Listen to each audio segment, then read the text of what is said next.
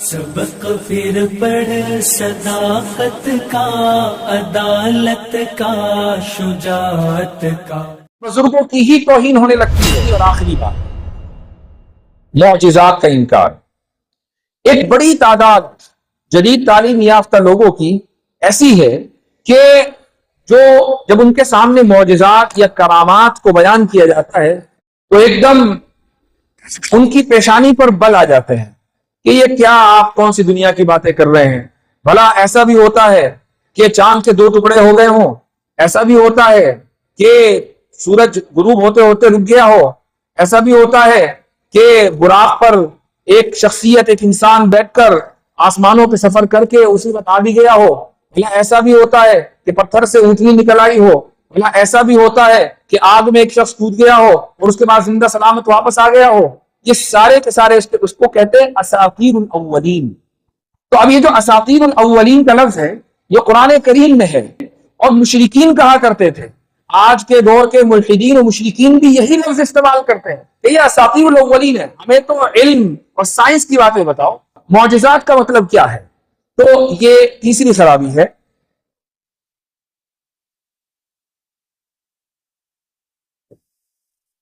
اب یہاں سوال یہ ہوتا ہے کہ معجزات کا انکار کوئی آدمی کرتا ہے تو کیوں کرتا ہے؟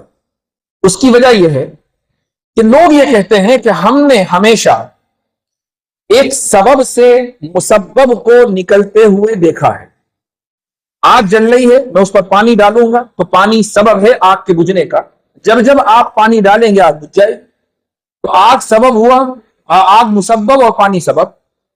اسی طریقے سے آپ آگ جلائیں گے اور اس کے اوپر پانی رکھیں گے تو پانی ابلنے لگے گا، آگ یہاں سبب ہے اور پانی مسبب۔ جب آپ یہ کریں گے ایسا ہی ہوگا۔ ایسا نہیں ہوگا کہ آپ نے پانی رکھا آگ کے اوپر اور پانی جلنے کے بجائے، بوائل ہونے کے بجائے، گرم ہونے کے بجائے ٹھنڈا ہو گیا، جم گیا ہو، نیچے آگ جل رہی اور پانی اوپر جم رہا ہے، ایسا نہیں ہوگا۔ تو ہم نے چونکہ سبب سے مسبب کو ہمیشہ نکلتے ہوئے دیکھا ہے، اس لیے اس کی خلاف ورزی نہیں ہو سکتی۔ ہم نے کبھی نہیں دیکھا کہ پتھروں سے اونٹنیاں نکل رہی، اونٹنی کا بچہ نکلتا ہے اونٹنی سے، انسان کا بچہ نکلتا ہے عورت سے۔ ہم نے ہمیشہ سبب سے مسبب کو نکلتے ہوئے دیکھا ہے۔ جب یہ چیز آپ ہمیں کچھ اور بتائیں گے اور یہ کہیں گے کہ نہیں، حضرت صالح کے زمانے میں پتھر سے اونٹنی نکل گئی تھی، ہم نے دیکھا ہے کہ آگ میں آپ کودیں تو جل جائیں گے، اور آپ یہ کہیں کہ نہیں، حضرت ابراہیم آگ میں کود گئے کہ جلے تھے نہیں، تو ہم کیسے تسلیم کر لیں گے؟ سبب اور مسبب دونوں کا ہمارے سامنے جو کنیکشن ہے وہ اتنی مرتبہ ہے کہ جب بھی سبب ہوگا مسبب ہوگا، اور جب بھی مسبب ہوگا تو اسی سبب سے ہوگا۔ یہ ہے معجزات سے انکار کی وجہ۔ اس کا جواب کیا ہے؟ اس کا جواب یہ ہے کہ آپ نے معجزات کے انکار کی دلیل اپنی جہالت کو قرار دیا ہے۔ یہ کہا ہے کہ ہم نے نہیں دیکھا، یعنی ہمیں نہیں معلوم، لہذا ایسا موجود نہیں ہے۔ عدم علم، عدم وجود کی دلیل نہیں ہے۔ آپ اگر کسی چیز کو نہیں جانتے، اس کا مطلب یہ نہیں ہے کہ وہ موجود نہیں ہے۔ اس کہکشاں کے باہر کتنی کہکشائیں ہیں ہم نہیں جانتے، لیکن وہ موجود ہیں۔ نظام شمسی میں اور بھی بہت کچھ موجود ہے جو ابھی انسانیت نہیں جانتی۔ نظام شمسی کو تو چھوڑیے، سمندر کی تہ میں کیا کیا ہے ابھی انسانیت کو نہیں پتا چلا، لیکن موجود ہے۔ تو عدم علم عدم وجود کو مستلزم نہیں ہے۔ اگر آپ نے کسی سبب سے مسبب کو نکلتے ہوئے دیکھا ہے، یا کسی مسبب کو اسی سبب سے نکلتے ہوئے دیکھا ہے، اس سے یہ لازم نہیں آتا کہ یہ مسبب ہمیشہ اسی سبب سے نکلے گا۔ آپ کی جہالت حجت نہیں ہے۔ اللہ سبحانہ و تعالیٰ کے یہاں اسباب 2 طرح کے ہیں۔ ایک قسم ہے اسباب عادیہ کی، اور دوسری قسم ہے اسباب غیر عادیہ۔ اسباب عادیہ وہی ہیں کہ بھئی سورج نکلا، روشنی پھیل گئی، آپ نے آگ جلائی، پانی ابلنے لگا، آپ نے پانی آگ کے اوپر ڈالا تو آگ بجھ گئی، یہ اسباب عادیہ۔ کچھ اسباب غیر عادیہ۔ اسباب غیر عادیہ کا مطلب ہے کہ پتھر ہے، اس سے اونٹنی نکلی، اونٹنی سبب ہے اور پتھر سبب ہے، لیکن یہ سبب غیر عادی ہے۔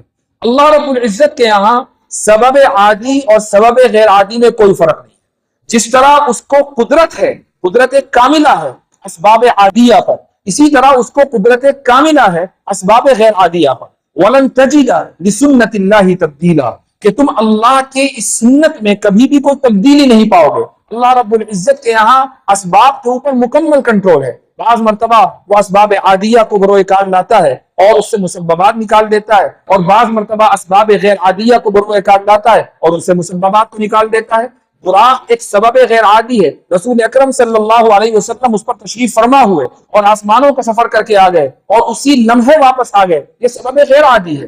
ہم جہازوں کا سفر کرتے ہیں، جہاز ایک سبب عادی ہے، ایک جگہ سے دوسری جگہ جاتے ہیں، اسی لمحے نہیں پہنچتے، بعض مرتبہ 2 گھنٹے کی، بعض مرتبہ 5 گھنٹے کی، 10 گھنٹے کی فلائٹ ہوتی ہے، یہ سبب عادی ہے۔ اگر سبب عادی سے مسبب نکل سکتا ہے تو اللہ تعالیٰ کو اس بات کی قدرت ہے کہ وہ سبب غیر عادی سے بھی مسبب نکال دے۔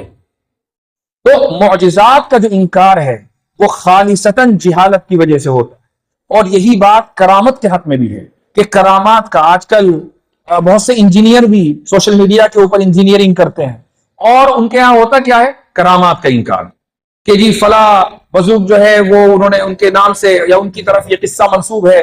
اب بجائے اس کے کہ اس قصے کے تعلق سے کوئی گفتگو کی جائے کہ اس کی سند ثابت نہیں ہے یا اس کی یہ بات غیر محقق انداز سے لکھی ہے، ہوتا کیا ہے کہ ان بزرگوں کے اوپر ہی تیر و لشکر چلنے لگتے ہیں، ان بزرگوں کی ہی توہین ہونے لگتی ہے، اور یہی وجہ ہے کہ ہمارے وہ نوجوان جو علماء سے قدر دوری بنائے ہوئے ہیں وہ ایسے انجینئروں کے درجے میں آ جاتے ہیں اور بزرگان دین سے، اسلاف امت سے بدزنی کا شکار ہو جاتے ہیں۔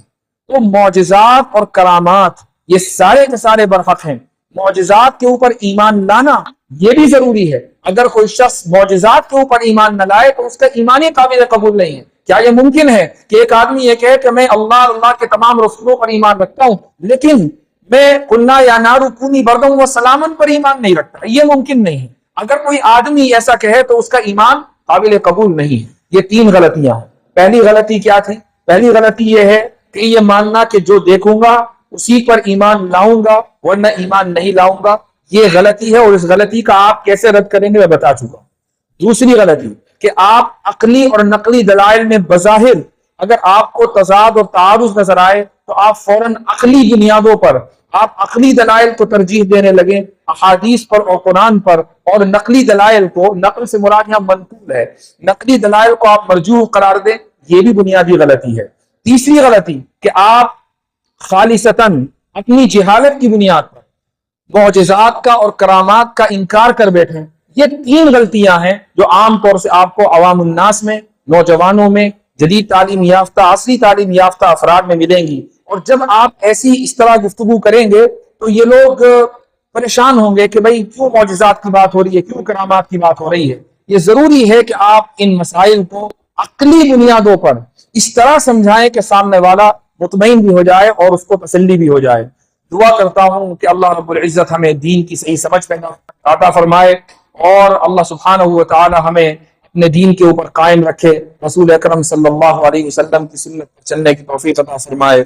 جزاکم اللہ خیر الجزاء، وآخر دعوانا ان الحمدللہ رب العالمین۔